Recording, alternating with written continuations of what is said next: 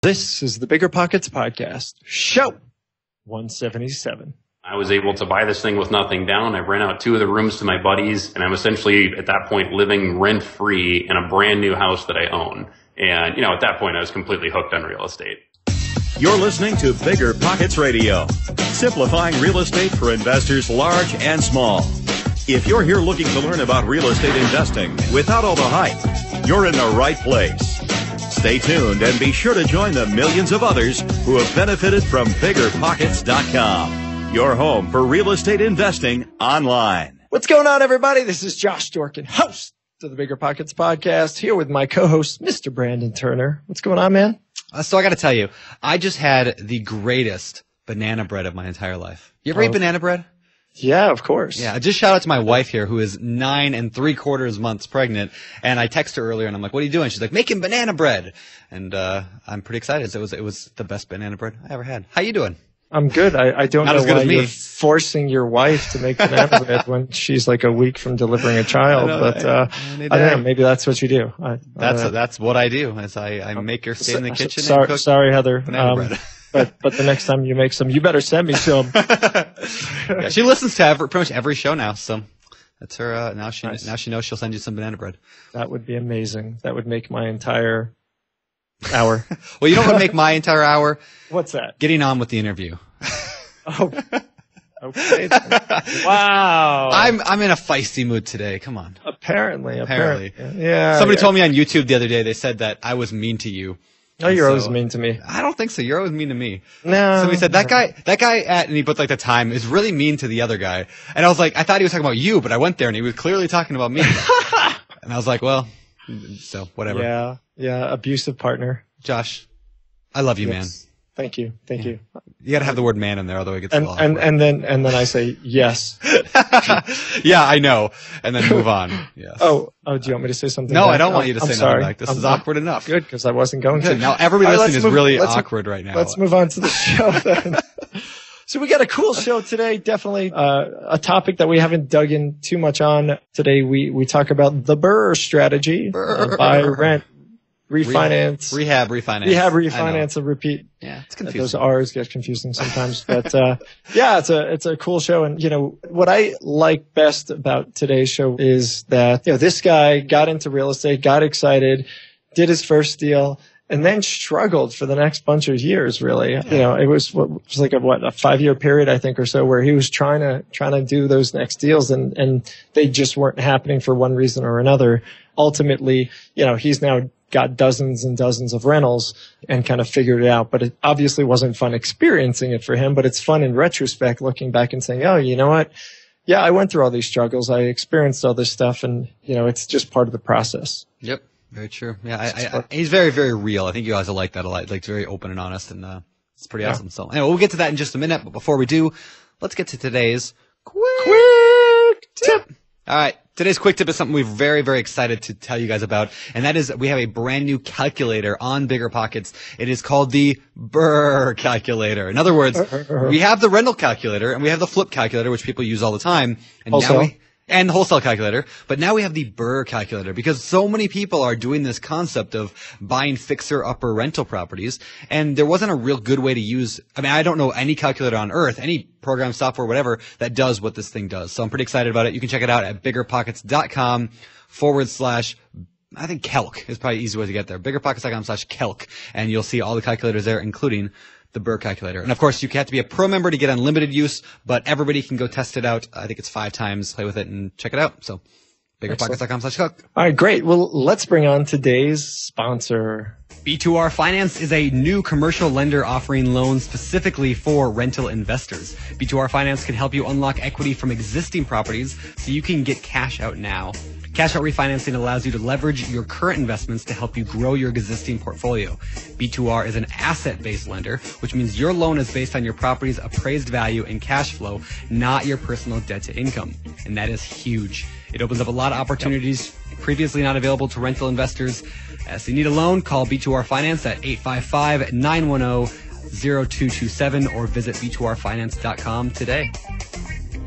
Excellent. Big thank you to our sponsors. Of course, we definitely appreciate it. All right, guys. So this is show 177 of the Bigger Pockets podcast, and you can check out the show notes at biggerpockets.com/show 177.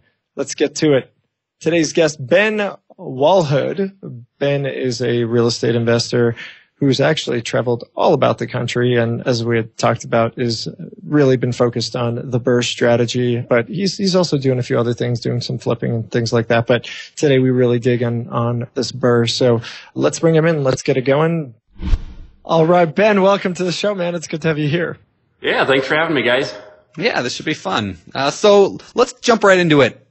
What's your story? Where'd you come from before real estate, and how'd you get into your first deal? Sure. So I took the really linear path. I got a degree in biomedical engineering and sold brain surgery equipment for 7 years. Wow. And then became a full-time investor. So, the natural path. Exactly. That's what I did too.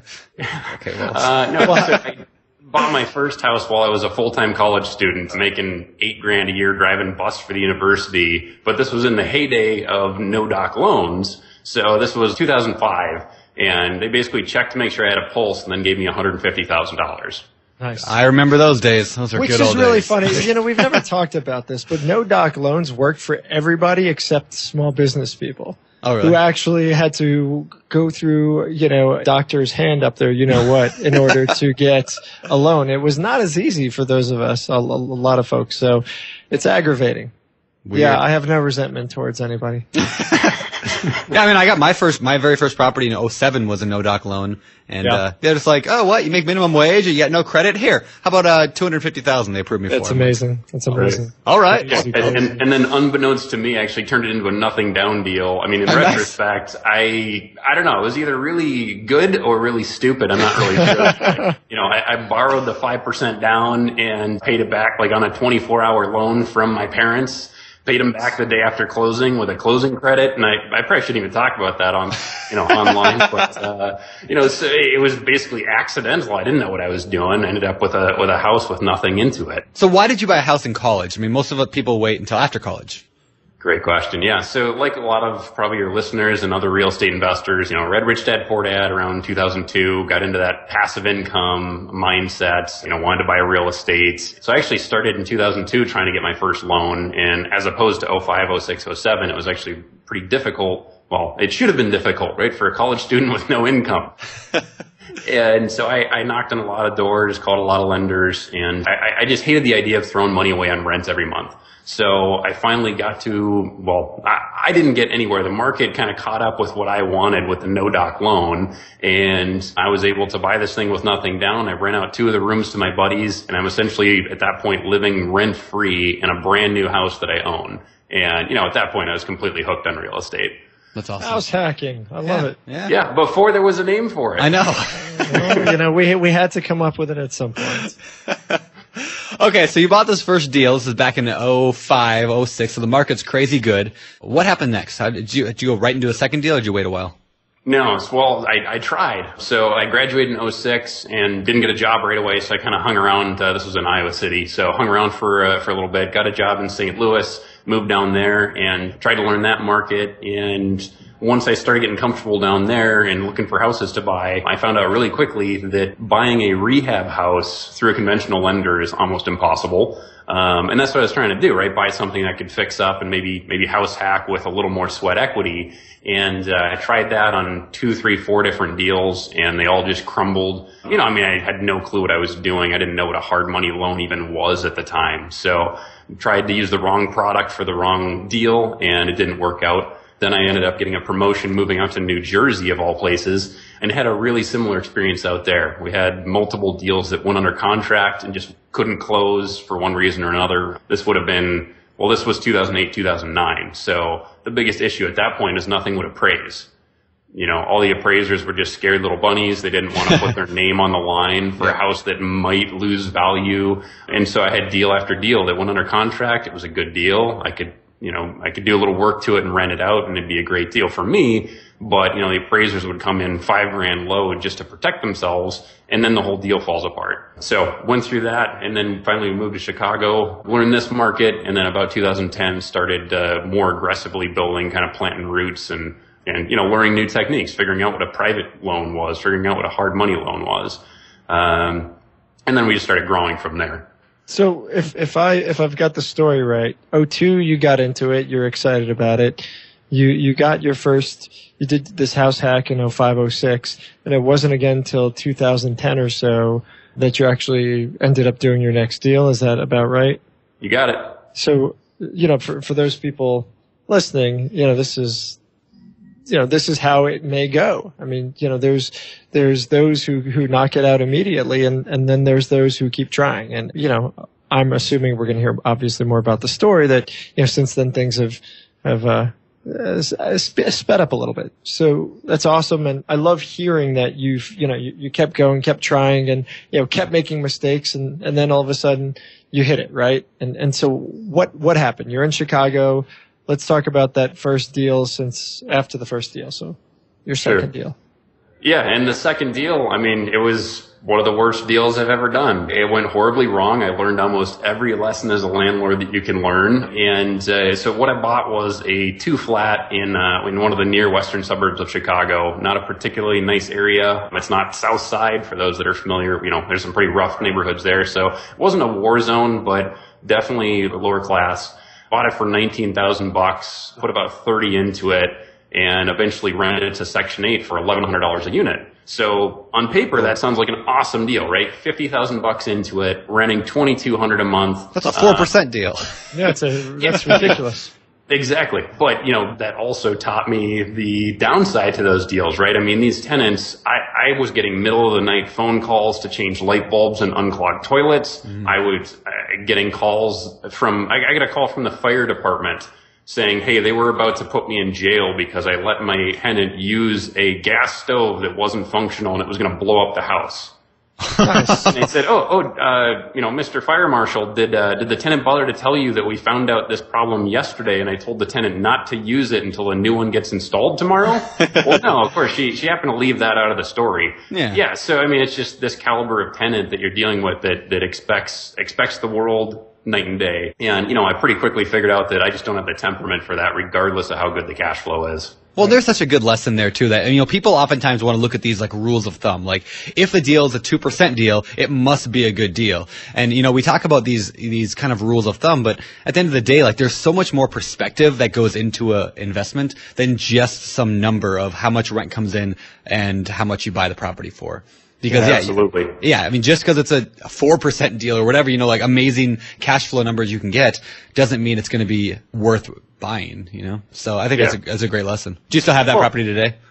I know. We got rid of that thing. I basically, I cut my teeth. I figured out all the lessons, did the wrong things wrong, and eventually had to evict one of the tenants and replace one of the other ones on more friendly terms. Basically, I got it stabilized and then unloaded it as quickly as we could and got out of that area. So did you make some money on it, or did you break even? According to the IRS, yeah. Okay. I paid taxes on it somehow, but it feels like all I did was lose money on it. So I'm not sure how that shook out. But been there, man. Been there. No, I know you guys are really anti-guru and boot camps, and I'm the same way. That I invested over the course of a couple years, a few $1,000s probably that I lost all total, right? There were big hits that some of it back and whatnot. But, the time and money and effort that I sunk into that deal taught me almost everything I know about how to be a good landlord and how to find good tenants in good areas. Yep. But I learned that by doing, buying the wrong product in the wrong neighborhood and putting in the wrong tenants. So it was all well worth it.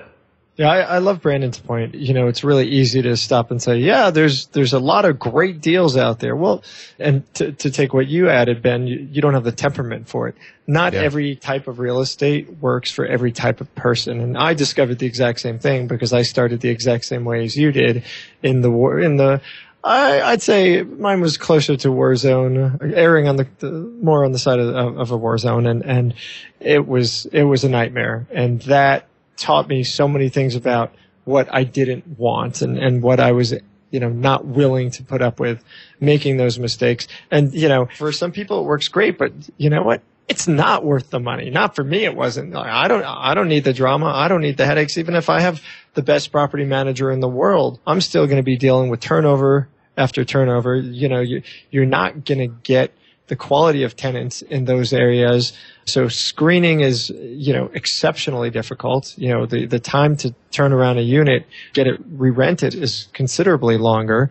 And, sure, when you get it rented, you can make a lot of money, but, there's usually a lot more headaches that go along with it. It's not as easy as it sounds. Well, and not to mention that not only are you going to turn over tenants and have, longer vacancies, more repairs during those turnovers, but you're also probably going to turn over property management, right? You're either going to have a terrible property manager that's so bad they're the only ones willing to work there, or if you give that property or that tenant to a good property manager, they're going to turn you over. They're going to quit. So any way you slice it, you're probably ending up with the headaches at the end of the day. So, by contrast, nowadays most of our deals are, you talked about the 4% rule. Now it's more like the 1% rule. Some of them are even more in the 0.8, 0.9% rule. So we're now buying houses that in my market, they're maybe $150,000 to $200,000, rent for, $1,500, $1,600 a month, give or take. And it's just a night and day difference, right? We've got a desirable product in a desirable area. We get probably the top 5% of the tenant pool out there. I think every tenant we have would qualify for the mortgage to buy the house that they're renting from us. These are people that choose to rent, not ones that need to rent. And that's exactly who I want to rent my houses to. I love that. That's great. That's great. I feel like I've been doing the same thing, but as my investments shift, I started just like you did, just like Josh did, with just crappy little rentals because they were cheap and they were easy to buy. And again, I don't regret it necessarily because it made me who I am, and Josh has made him who he is, and yours made you who you are. But I don't want to stay there forever. You get to that point where you figure that out, and then you figure out you don't want that. And some people do make money in the war zones, but I feel like those. That's another totally different tangent too, though. That every strategy can work. Right. If you meet somebody that says, hey, only my strategy, this is the only way to make money in real estate. Well, guess what? They're selling you something. Yep. Yes, they are. There's hundreds of strategies and any of them can work. Yep. Right. Not all of them work for all people. Right. All three of us, it sounds like we probably don't really have the temperament for that product or that tenant pool. But there are people out there that are buying those left and right, and they are cash flowing the heck out of it. Right. If they can handle that, they're in the short term, at least, they're going to make more money than I am. But it's just not an investment that I want to have. Yeah. So every technique can work. Right on. All right. So what came next, Ben? You got that second deal, this nightmare deal, and you said, I'm not going to let that stop me. I'm going to keep going. Or did you just, did you come close to leaving? What was the mental state from this property? Yeah, it depended on the day. It was just a complete roller coaster ride. One day it'd be, when I got the rent check, right, a couple $1,000s, and I pay out my $400 mortgage payment. Those days was great. I wanted to go buy 10 more, and then the phone rings an hour later, and tenants, screaming at me about something crazy, and the roller coaster goes back down. So anyway. Once that property was kind of getting stabilized, we bought a couple more single families, again, in the further western suburbs, the more desirable areas in my market. And in those, kind of learned a few more things. I bought some of the houses that were in okay condition, this maybe B-, C+ type of condition of the property. And we found the equivalent tenant. And so I was kind of just working my way up the ladder. And then by deals 5 and 6, it was more like a B+ property and getting B+ A- tenants. And, after you manage each of those tenants for a year or two, you figure out pretty quickly which ones you want to deal with. Yep. So I actually ended up branching into Phoenix of all places, so that makes a lot of sense, right? You learn your market well enough to do 2 whole deals and go completely across the country. But the timing was really the issue. So this would have been about 2011. So while I'm stabilizing that first property, my parents call me up and say, hey, we're buying a retirement home in Phoenix. We're going to snowbird down there. And I said, well, what'd you buy? I said, we're buying this three bedroom house for $50,000. I'm like, there's no way you're buying houses that cheap in a nice area. And they were just adamant that these good deals were down there. So I get on a plane, I fly down to Phoenix, and here are these houses in these cookie cutter neighborhoods they're 5 years old. They're 3-bed, 2-bath, 1,200 square feet, vaulted ceilings, like the epitome of the perfect bread and butter rental house. And these things they still look almost brand new, and they're selling for $60,000. Nice. Now, in some people's market, that's an expensive house. For me, that's completely on fire sale. And even just comparable to their market, a few years earlier, you couldn't buy the land for that kind of money. So we bought up just a couple of those houses. If I had the means, I probably would have bought a couple hundred. And one of those went from I bought it for $58,000 in 2011, and I sold it last year for $152,000. Whoa. And it was leveraged too. So not to brag, just, I mean, that's the best deal we've ever done to date on buy the rental and hold on to it. And that was just a really good coincidence, I guess. We got into the market right at the bottom and, saw the quick pop, and, that's not going to happen every day, but it only happened because we were in the game. Yeah. Yeah. Well, I like that. Yeah, we talk about that though. I mean, we've got tens of thousands of people listening to this show, and not to make you nervous or anything. We're all listening to you intently, but being in the game, you went for years where you weren't in the game and you were struggling to get into the game, which is a hell of a lot better than lots and lots of people who never even try, who just, perseverate, get nervous that they're not ready, that let fear stop them. But what is so important about being in the game? You made the first deal sounded okay. The second deal, then it got better and better. But talk about that a little bit.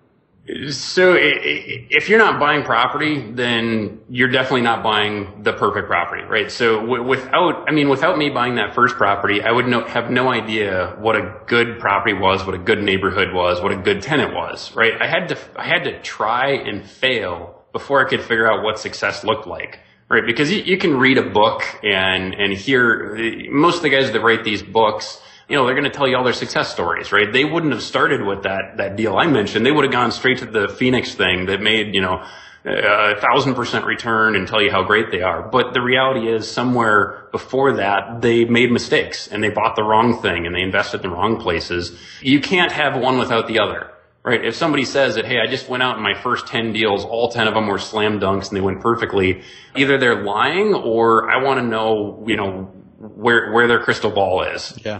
Because the reality is you have to go out and make mistakes and fail and get back up again. And that's how you learn to find the right thing. I mean, yeah, I got lucky for sure, but what's the acronym for luck? It's laboring under correct knowledge. Yeah. Right. And so I could see that there was opportunity in this market. I was really confident that Phoenix probably wasn't just going to close the doors and go off the map, right? That it was eventually going to come back. Now, I wasn't looking for a particular time horizon. I wasn't saying, hey, I'm going to buy this house because it's going to double in value next year. It was, no, it cash flows today and it's going to come back to being worth, $150,000, $200,000 at some point.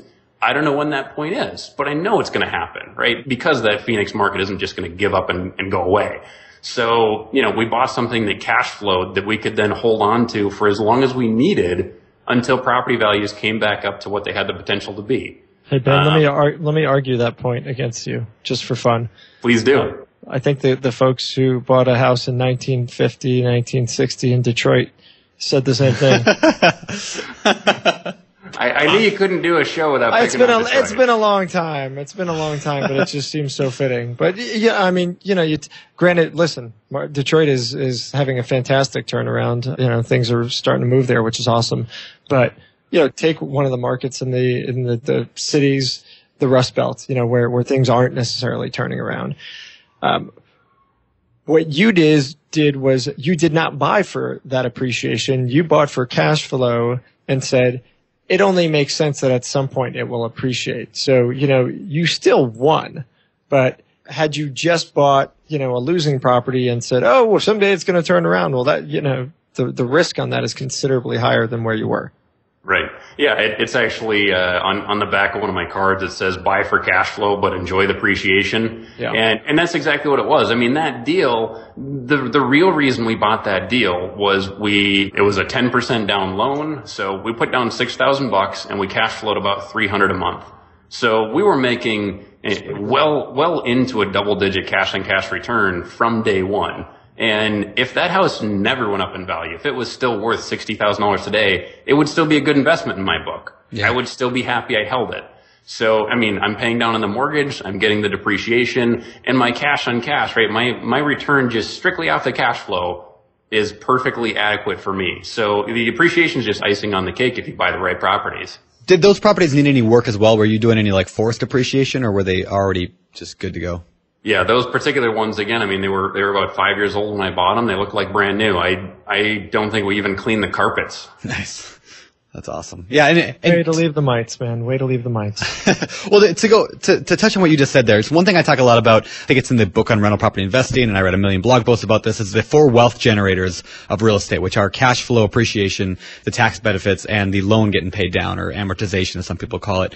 And that's exactly what you're saying there. It's like, even if you didn't get the appreciation, you still get the other 3. And that's one thing I love about rental properties, is that you get to capitalize on all 4 of them versus, I like flipping too. I think flipping's fun, but when you're flipping, you don't get the tax benefits. You don't really get the loan getting paid down. You don't really get cash flow. All you get is what you get in appreciation, whether it's forced or natural. And again, it's just one of the reasons I love rental properties. It's so forgiving because of that. Well, and you're so dependent on the market in that deal too. Right. I mean, if you, like in Chicago, it's very seasonal for us. So, you go in and just look at, my comps are $200,000 on the back end, and I buy this thing for 100 and I put 50 into it. But hey, I'm brand new to investing. I bought it in October 1st. And now I've got it on the market at Christmas time. Yep. Well, guess what? That $200,000 comp is now about $160,000 comp, and nobody's looking in the first place. So it might appraise, but so you've only got one strategy there. Whereas again, the rental properties, as long as they cash flow, I don't really care if it goes up or down in value. Eventually I know it's going to get there, but even if it never appreciates, I'll pay the mortgage down to 0 and make cash flow along the way. I love that. Now, just to add on one more thing that I like to do, and I think you like to do it too, is if you can buy these properties that need some work, that you can put some equity into, then you, even though you're not banking on future appreciation, you can at least kind of bank on the forced appreciation that you buy a property for a discount because it needs work. You do the work, then you rent it out. Is that right? Is that kind of where your story leads to? Yeah, I feel like somebody might have coined a name for that. Somebody might have called that something. Oh, was there a setup there or anything? Brr, it's kind of cold. Brr, it's cold in here. Yeah, so for those who don't know, that's BRRRR.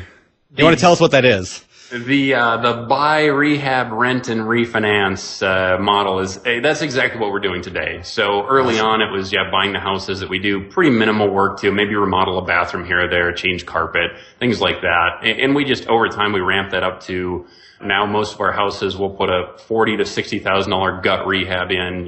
We'll take it all the way down to the studs, and it looks literally better than new when we're done with it. A house built in 1980, it never had stainless steel and granite in it. So we're going to bring it back to better than new. And again, because of that product that we put out, we're able to get a really high quality tenant.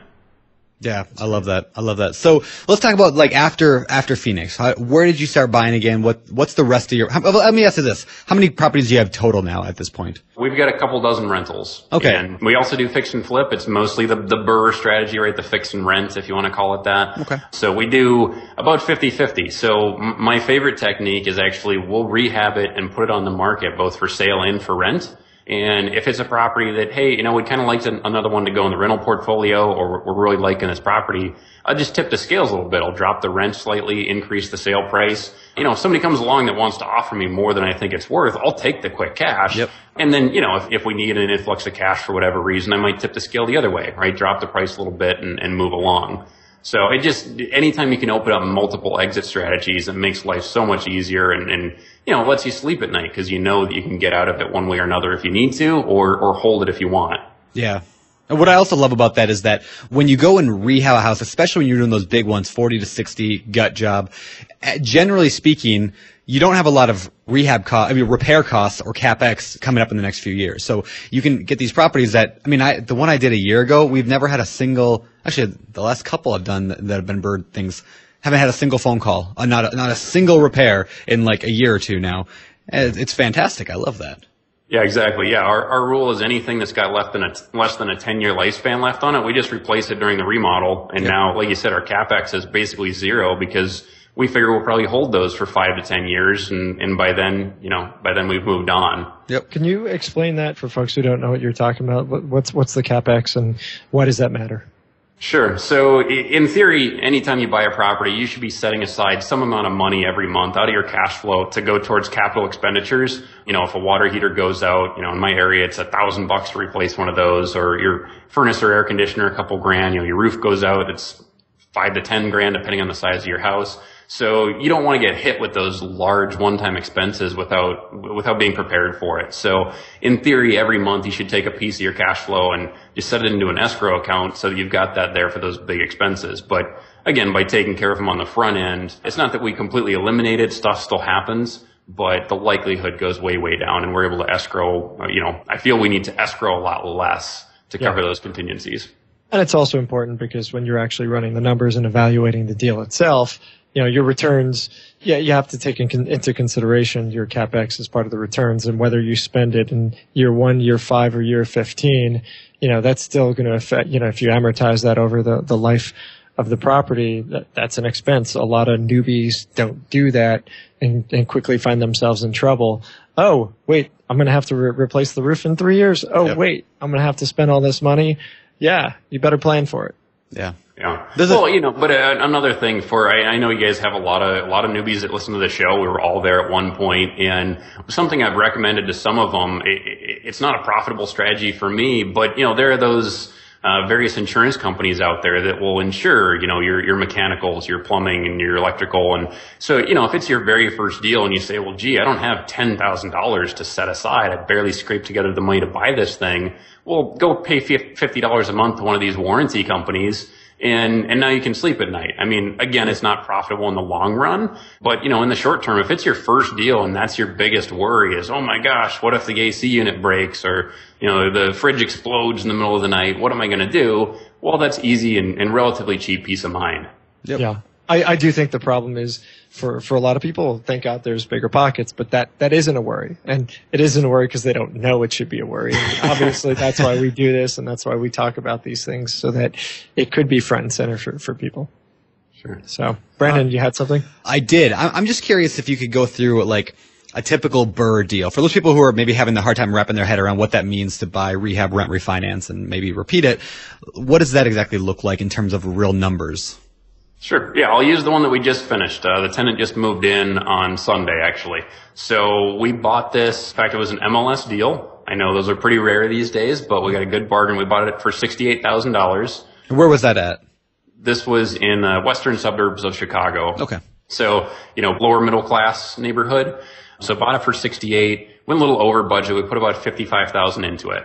Right? Okay. So $130,000. It's worth about 150. So we don't have a ton of equity in there, right? I mean, this wasn't a flip, but that wasn't really the intention of this one.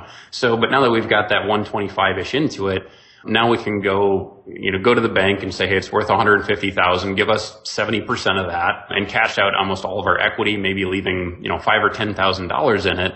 But now that rented for $1,595 a month. So, after the mortgage, principal, interest, taxes, insurance, and maybe a little CapEx, setting aside something for vacancies, maintenance, property management, all that good diligence stuff, we're still clearing, call it $500 a month on ultimately a $10,000 investment on the high end. Right. Yep. So what is that? $6,000 a year on a $10,000 investment. Yeah. I'm pretty happy with that. We're relatively secured, right? I've got 30% equity. So even if there's a little market volatility, which I don't expect, but we're protected on the downside a little bit. And to me, that's a deal that I will just do that every single day of the week. Yep. It's safe. It's as secure as you're going to get in an investment, and it makes good money.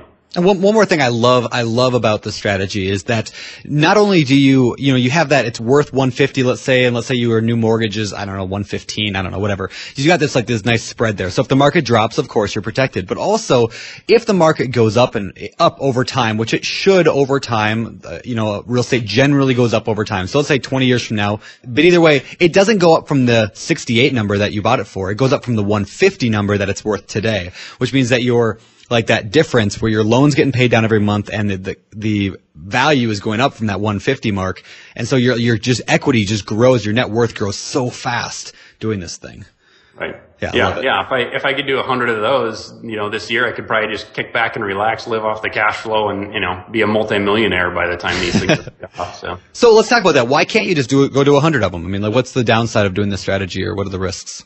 I think one of the challenges for us and probably most people in my space is the long-term financing. Yep. Finding, first you start with the Fannie Mae loans, right? You're going to your typical big banks and get a loan, and that's pretty easy for 1 or 2 up to 4. It starts getting a little tougher going from 5 to 10. And then after that, you have to go to a community bank, or you go to, one of these big lenders, a B2R or companies like that you're going to pay higher rates. You're probably going to get a lower LTV, a loan to value, so you can borrow less against the property. So you start to lose a little bit of economy of scale, where you're having to put a little bit more into each house. You're making a little bit less return. So you can continue to scale, but there's a limiting factor there. You do still need some capital. Yep.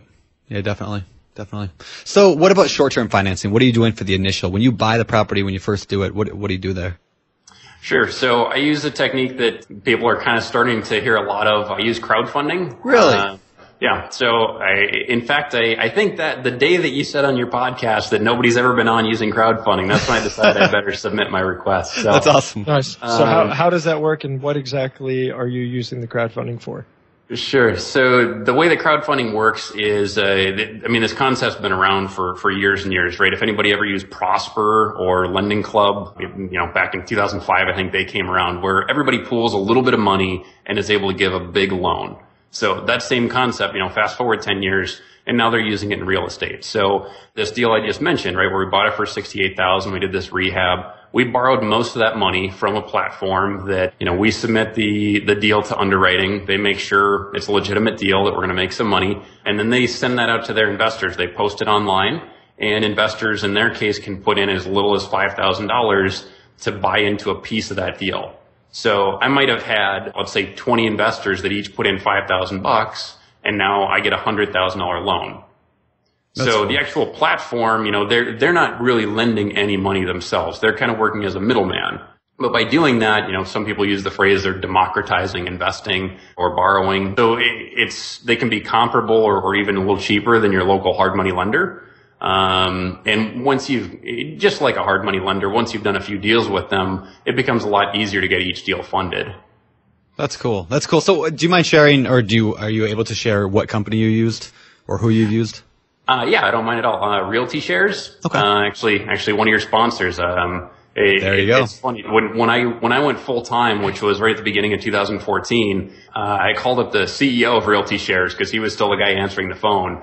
And, they had kind of just started. And I remember it would be me calling him and saying, hey, I just put 123 Main Street under contract. Here's what I'm going to do to it. Here's what it's going to be worth. He would underwrite the deal and send me over the loan.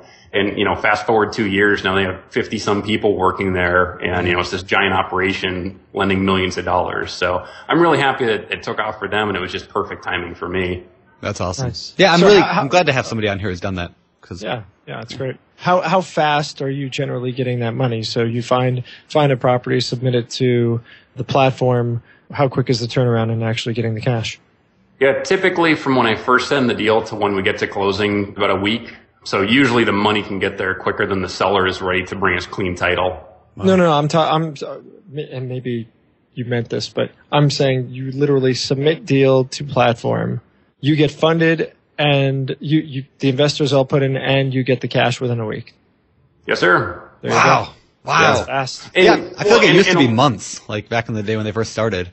Right. Yeah. Well, and the little nuance that a lot of people probably don't know is that once you've funded a few deals on these platforms, and I'm sure it's true of most of them, that they can start pre-funding deals. So, again, my $100,000 loan, I bring it to them and they say, okay, this is the 20th deal we've done with this guy. We'll go ahead and lend the $100,000 so that we can keep it moving quickly and get him to closing. And then we'll go borrow the $100,000 from the investors in the platform. So there's some of that going on that a lot of people aren't aware of. On your first few deals, they don't want to take that risk. But, after you've consistently performed, that's what allows them to move so quickly and being able to offer up that product. Yeah, that's awesome. Are you able to share kind of what typical interest rates and points are on those kind of deals?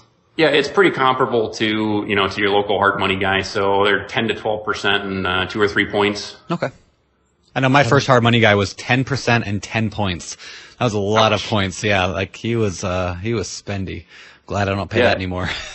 I'm really curious to see these platforms are just coming out of the woodworks. And for those of you that don't know, I think just earlier this week, they opened up, I'm no expert on this stuff, but Title III, I think it's called, right, where non-accredited investors can go on these platforms. So, these laws are changing, almost every day, and these platforms are popping up. So, do your diligence. There's a lot of them out there. Not all of them are going to be sticking around forever, I have a feeling. But there's a lot more opportunity to go for that kind of non-conventional borrowing method.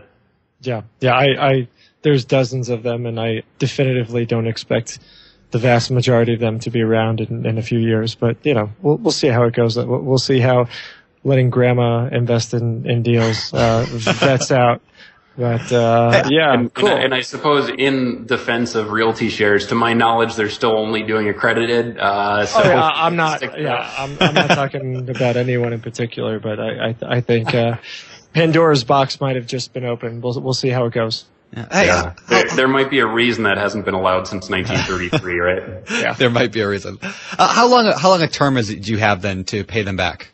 So we've done both 6 and 12-month terms. I prefer to go for the 12-month because, again, with liking to do the BRRRR strategy, I like having options where we can put the tenant in, and sometimes we need to season the property for a little bit, meaning keep the tenant in there and show it cash flows before we can take it to the bank and get the cash out refi. Yeah. See, I know that most banks, it used to be 6 months. Now some of them are doing 12. And they want that seasoning period between when you buy a property and when you refinance it. And I've run into that problem before where I was told 6 months. I waited 6 months, applied for it, went through the whole process. A week before closing, they're like, oh, actually, we just changed. Now we're 12 months. And so when I do a BRRRR, I actually like to go 14. And I don't know if not a lot of lenders like to do 14 months, but I like that because it gives me that 2 extra months just in case I have to go 12. I can get that. On that same note, that's any of my private lenders, the friends and family pool, that sort of thing. I do a 13-month note with all of them for the exact same reason. I can season it for a year and a day, and by then I've already got the refi going and can cash out before the note expires. Yep, that's exactly right. And this lending that you're doing through the crowdfunding, it works. But if you're going to hold on to this and if you can't refi, it doesn't work. I mean, where are you going to get the cash to pay it back? So, for those people who are sitting, listening, being like, oh, I'm going to use this for X, Y, and Z, you better know what you're doing. You better be sure that you're going to be able to pay that out in 6 to 12 months. So you have to, the type of financing that you use has to match a strategy, and you better have backups. Better make sure that you can handle it. So, absolutely. Yeah. So, last question I have about the BRRRR stuff, and then we'll move on. Would you have any just final tips for people who are listening to this going, man, that sounds really cool. I want to BRRRR a property. And what are your best tips for them to get started with that? Sure. So whether it's crowdfunding or hard money, guys, to get the initial financing, you're going to have at least a couple of deals under your belt. So you guys have talked about it tremendously on the show and on the website that, start with friends and family, pull the money together. There's so many creative strategies out there. So pull the money together, do your first couple of deals, and then bring it to, whether it's hard money or crowdfunding. So you can say, hey, here's my track record, right? I bought these couple of houses for X. I sold them for Y. I know what I'm doing. I know my market. And at that point, they'll be a lot more eager to lend to you. And then, on the backside, exactly what Josh said, that you really have to know what your back end strategy is and have at least one backup that, okay, I've already talked to my lender before I even went into this deal that my local, XYZ bank is willing to give me a mortgage on this. I'm pre-qualified. So once I've bought it and fixed it up and rented it out, I know I can get financing from them. And hey, if all else fails, I've got a rich uncle that'll lend me the $100,000, or have some sort of backup plan, right? Exactly what Josh said. Cool. There you go. Nice. One of my last questions here is, where are you going? I mean, I'm not going to ask you how much money you're making from your dozens of rentals, but what's the goal? Are you going to get to some quote unquote freedom number, which we talked about in our Clayton Morris podcast? Or, are you going to just keep going, and do this for the rest of your life because you love it so much? Where are you going? Great question. In the near term, in the next few years, we do have that freedom number, and we've been working towards the same freedom number for quite a while. My wife and I worked very hard to, keep the expenses low and grow the passive income, and, to get to that point where we don't need to do another deal if we don't want to. I do love doing it. I love fixing things up. I love making things better than new. So I probably will do this forever. The longer term strategy for me is probably to upgrade, well, upgrade's maybe the wrong word, but move into multifamily. You know, and just, it's the monopoly technique, or, you know, the rich dad technique, right? You sell your 4 greenhouses and go buy a hotel. You know, that stuck with me for years. So that's eventually where we want to get to, is we're buying these single families while the market is really good for it, while it's a really desirable rental product, you know, and at some point they'll appreciate and we'll sell them. We'll go buy multifamily. And, at that point, you probably, you know, you have me on the show again in 10 years, and now I'll be doing the exact same thing, right, with these small multifamily and building them up and going to buy the 100-unit apartments or commercial space. You know, for me, it's a never-ending game that I enjoy a lot, and I can't imagine ever leaving it. Perfect. Yeah, that's cool. And on that point, like the whole BRRRR strategy, really all it is what apartment investors have been doing forever. I mean, that's what a lot of apartment guys will do. They'll buy properties, fix them up, refinance them to get the money back out from their investors, and then they hold on to them, or they'll sell them 5 years later. And it's the exact same concept. You could do it from a single family house all the way up to a 1,000-unit apartment complex and everything in between. Yeah, we didn't even talk about it, but I just did that with a 6-unit. It was my first, small commercial deal. The same thing we bought. It was vacant. It was very dated. Nobody touched it since the 70s. So, you know, we got a good price on it because it was vacant. We rehabbed all the units and put in tenants as soon as they were ready to hit the market. And that final tenant just moved in last week, and we're already in the refi process. So yeah, it's the exact same technique, just with a little bigger numbers. And that's why I say, I mean, this game is just never ending. You can do it at the $20,000 house level, the $200,000 house, the $200 million apartment complex. You know, it's just a matter of what level you're at the game and where you want to get to. There you go. I love it. All right, last question before we get to the fire round. I want to know about your quitting your job. You said that you were, doing medical sales for a long time, then you quit your job. Was that just off the cash flow and the flips, or how did that come about? Sure. So it was a little bit of the cash flow from the rentals were helping support it. It was an incredibly stressful job. I mean, I was in brain surgery 3-4 days a week, dealing with life and death situations, on call 24/7. So, incredibly stressful job. And I kind of traded one stressful job for another some days. But no, I mean, real estate's where my passion was. I knew that's where I wanted to be long term. So I figured it made sense to jump in with both feet and run with it. So, that's why we still do some of the fix and flip. Basically covers the bills while we build up the portfolio to get to that freedom number. Very cool. Awesome. Cool. Right. Well, let's transition this thing, shift gears, and head over to the world famous fire round. Fire round. It's time for the fire round.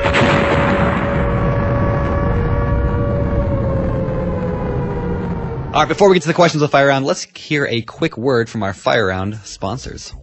All right, today's sponsor is FreshBooks. So if you are a real estate hustler, you probably end up billing people for stuff quite often, like late rent, contracting work, etc. I know that I do, which is why I am a huge fan of FreshBooks, and I recommend them all the time. FreshBooks is an incredibly easy-to-use invoicing software designed to help entrepreneurs get organized, save time invoicing, and get paid faster. You can also use it to keep track of your employees' hours, track expenses, and generate awesome reports. So bill like a boss. Try FreshBooks free for 30 days. Just go to freshbooks.com/biggerpockets and enter Bigger Pockets in the How Did You Hear About Us section when signing up. All right, big thanks to our sponsors. Now let's get to the fire round. Question number 1. Oh, by the way, these questions come from the Bigger Pockets forums. In case you are not a regular listener of our show, you can go onto the Bigger Pockets forums and ask questions from people that are far smarter and far better looking than Josh Dorkin. So, biggerpockets.com/forums. All right, question number 1. Really? Question number 1. Not cool, dude. Not cool. Question number 1. When doing a BRRRR deal, does it make much of a difference what bank a person goes to get the refinance, or do all banks pretty much do the same thing? It really depends on how many deals you've done. If you're talking about your first deal, they're all going to be almost exactly the same. The rate might be slightly different, but if you're doing, up to deal number 4, any bank is probably going to give you the exact same terms. Awesome. Cool. All right. Question number 2, using the BRRRR strategy. If you were to go and refi, let's say with a portfolio lender, what type of loan is it? Is it a mortgage or a commercial loan? So generally, if you're going with a portfolio lender, you're getting a commercial loan. That means you're probably getting worse terms all the way around. You're probably getting a shorter amortization, right? They're spreading your payment over a shorter period of time, which effectively means you'll pay the loan off quicker, which is great news, but your payment's going to be higher, your cash flow is going to be less. You're also most likely going to have a balloon payment anywhere from 5 to 10 years, meaning that after, let's say it's a 5-year balloon, at that point, in theory, you may have to pay that entire mortgage off all at once. So, and then you're probably going to pay a higher interest rate than going to your local bank. So they're the right tool in some situations. And if you've already used up your local banks or, your conventional financing, it may be the only way to go. But just be aware that it's probably not going to be as cheap of a loan to get. Yep. Nice. Cool. All right. Number 3, when someone is doing a fix and flip, what are the options I have if it doesn't sell? Yeah, great question. So, and I would encourage everybody to always go in with at least 2 exit strategies. So, I mean, as you've heard, clearly I like the strategy of putting it on the market both for sale and for rent. Mm-hmm. That way, if I find a good tenant, I'll go ahead and hold on to it and rent it out to them. If I get a good offer on the sale price, I'll sell it. You could also go the lease to own route. You might be able to sell or finance if you have the means to carry the property for a little bit. There's a lot of different techniques. It's good to have at least 2 going in, or else it's kind of a dangerous proposition. Yep. I like it. All right, last question. If you have a rental in a different state, do you need to hire a property manager? Is that what you're doing with your properties down in Phoenix? Yes and no. So I've got the properties in Phoenix that I do use a local professional property manager for. It's far enough away that I kind of feel the need to do that. I also have that rental that I bought in Iowa, back in college. I still hold that today. So I've managed that myself for the last 10 years. And it's all about putting in the right people and putting some terms in your lease. Putting in that they're responsible for repairs up to X number of dollars, or that you'll reimburse them, if they need to go change a light bulb, you'll give them the dollar back if they take care of that themselves. So you absolutely can manage from afar, but just know that you could get caught in a situation where they may not be caring for the property in the way that you expect if you can't go at least drive by it once in a while. Right on. Cool. All right. Let's close this thing up with the world famous Famous Four. All right, the famous 4. These questions are asked of every guest every week, and I know you listen to the show, so you know what's coming. Number 1, what is your favorite real estate-related book? So I really struggled prepping for the famous 4 because I'm the librarian of my local RIA. Nice. And I love to read. I'm responsible for hundreds of books on real estate. I mean, narrowing it down was really tough for me. And I really wanted an original answer for you too. So first, let me give a quick shout out, an additional vote for Investing in Real Estate by Gary Eldred. Okay. I think that's a great, in-depth book. Yep. But I gave it a lot of thought, and I came up with the book on rental property investing by Brandon Turner. Wow. And not just to kiss up. Wow. I picked that book. I actually just read it a couple weeks ago, and I think that for newbies, it did a great job of covering all the bases and giving really updated information on, the options available to people. So many of these books that came out in 2007 that, talk about, just go get a no-doc loan for 110% financing. That's kind of useless these days. So I appreciated it. It was real, and it covered, most of the realistic options for new people. So I think it's a good place to start. Thank you. Nice. That's my new favorite guest right here. I was going to say, that you are the first person to. I think you might be the first person to say it. One of the books, so I love that. That's great. Yeah, eat that, Robert Kiyosaki. All right, favorite business book. So again, in an attempt to come up with a fresh one, I mean, clearly we got to give Kiyosaki credit, right? Rich Dad, Poor Dad, Cash Flow Quadrant. If this is your first time listening to the show or just getting into real estate, you have to go read those books. But, so for my original one, I picked Eat That Frog by Brian Tracy. Great book. Yeah, so great book on productivity and efficiency and, not just getting things done, but getting the right things done. Yeah. That's one of those books I feel like I should reread every year because Eat That Frog has so many tips in there. It's amazing. Yeah, love it. Absolutely.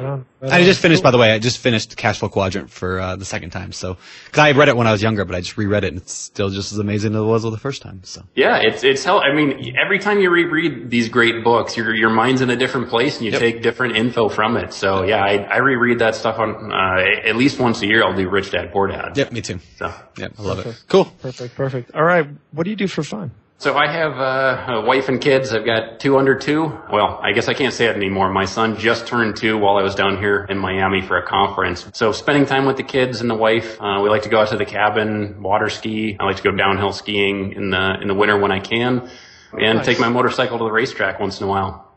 That sounds fun. Good. Cool. All right, my final question of the day. What sets apart successful real estate investors from those who give up, fail, or never get started? I think the key is to take action every day and persevere. One of my favorite quotes is that everybody gets knocked down, winners get back up, and top winners get back up quicker. We're all going to have our ups and downs, but if every day, it's easy to take action and move forward when you're in a great mood, right? Everything's going your way, but on the day that you just got knocked down, that's the most critical day to get up and just do something, anything that moves you in the direction of your goals. And it's gonna bring you up. It's gonna increase your optimism, and it's gonna make you feel better in the short term, but it's also going to move you so much faster towards where you want to be in life. Cool. That's great. Right on. That's great. Well, let's close this out with, where can people find out more about you? Where can they look you up?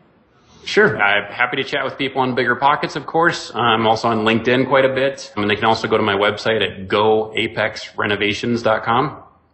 Perfect. Cool. All right, Ben. Well, thank you so much for coming on the show. We really do appreciate it, and lots of luck to you going forward, building up that portfolio. Thanks for having me, guys. Yeah, thank you. Take it easy.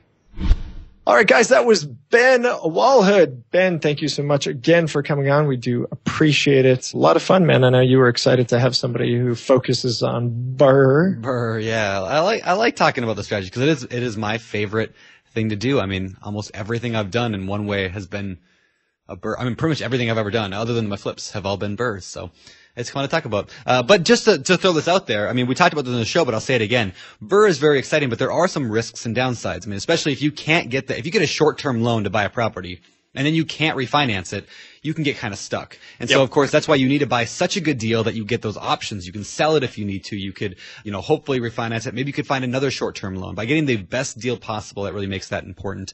Also, knowing up front, do you have the ability to get a long-term loan? I mean, what's your credit look like? What's your income look like, and your debt-to-income ratio, and all those things? So make sure you guys look into that stuff also before you just go out and buy a property because you heard on a podcast it was a good idea. Exactly. In fact, you should think about anything that you hear on a podcast, see on a website, read or hear from a guru. Yep. And before you do it, you should make sure that that is actually a good thing for you to be doing. Be smart.